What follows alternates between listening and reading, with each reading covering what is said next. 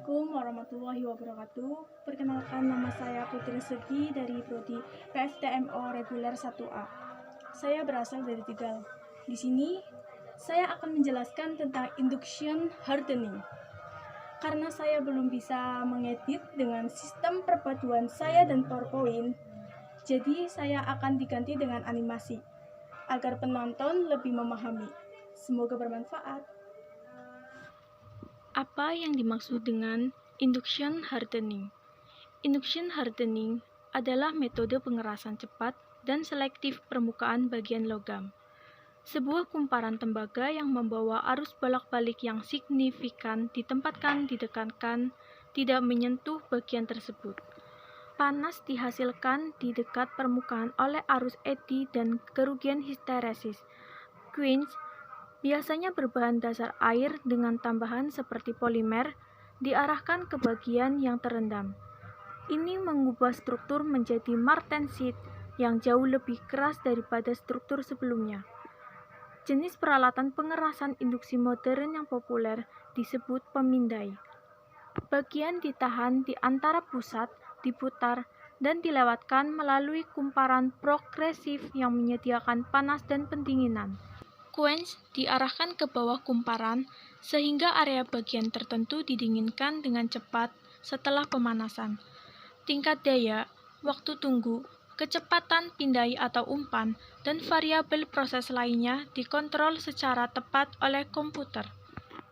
2. Bahan pengerasan induksi khas antara lain: pertama, tipe 1045, 2, 1141, 3, 1144, 4, 4140, 5, 4340, 6, ETD 150, dan 7, Cas Iron. 3. Manfaat pengerasan induksi. 1. Peningkatkan ketahanan aus. Ada korelasi langsung antara kekerasan dan ketahanan aus. Ketahanan aus suatu bagian meningkat secara signifikan dengan pengerasan induksi, dengan asumsi keadaan awal material dianil atau diperlakukan ke kondisi yang lebih lembut. 2.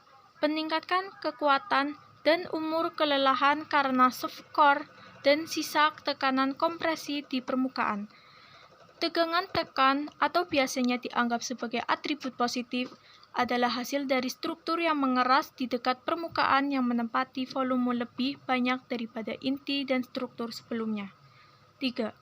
Bagian mungkin marah setelah pengerasan induksi untuk menyesuaikan tingkat kekerasan sesuai keinginan, seperti proses lainnya yang menghasilkan struktur martensit. Temper akan menurunkan kekerasan sekaligus mengurangi kerapuan. 4. Kasus dalam dengan inti tangguh. Kedalaman kasus tipikal adalah 0,30 sampai 120 yang rata-rata lebih dalam daripada proses seperti karburasi, karbon nitriding, dan berbagai bentuk nitridasi yang dilakukan pada suhu subkritis. 5.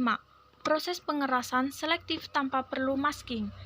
Area dengan pasca pengelasan atau pasca pemesinan tetap lembut, sangat sedikit proses perlakuan panas lain yang dapat mencapai hal ini. 6. Distorsi reaktif minimal. Dengan metode konvensional, jika induksi mengeras seluruh yang panjang akan ada lebih banyak lengkungan. 7. Mengizinkan penggunaan baja berbiaya rendah seperti 1045. Baja yang paling populer digunakan untuk bagian yang akan dikeraskan secara induksi adalah 1045.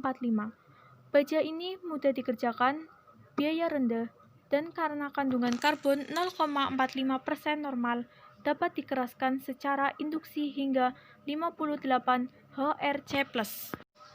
Batas pengerasan induksi meliputi 1. Membutuhkan kumparan induksi dan perkakas yang berhubungan dengan geometri bagian. 2. Kemungkinan retak lebih besar dibandingkan dengan kebanyakan proses perlakuan panas. 3. Distorsi dengan pengerasan induksi. Selanjutnya, pengerasan induksi. Proses pengerasan casing digunakan untuk meningkatkan ketahanan aus, kekerasan permukaan, dan umur kelelahan melalui pembuatan lapisan permukaan yang diperkeras sambil mempertahankan mikrostruktur inti yang tidak terpengaruh.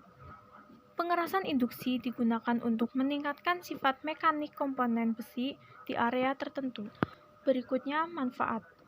Lebih disukai untuk komponen yang mengalami beban berat. Induksi memberikan kekerasan permukaan yang tinggi dengan casing dalam yang mampu menangani beban yang sangat tinggi. Kekuatan fatigue meningkat dengan perkembangan inti lunak yang dikelilingi oleh lapisan luar yang sangat keras. Properti ini digunakan untuk suku cadangan yang mengalami pembebanan torsi dan permukaan yang mengalami gaya benturan. Berikutnya ada bahan. Aplikasi khas pengerasan induksi termasuk roda gigi, poros, as, kam lobes, stempel, dan spindle, sebagian besar bagian simetris. Dari bahannya sendiri, yaitu baja karbon, baja paduan, baja tahan karat, besi ulet, dan besi lunak. Selanjutnya, detail proses induction hardening. Dari video ini menjelaskan induction hardening adalah jenis pengerasan permukaan di mana bagian logam diinduksi, dipanaskan, dan kemudian dipadamkan. Logam yang dipadamkan mengalami transformasi martensitik yang meningkatkan kekerasan dan kerapuhan bagian tersebut.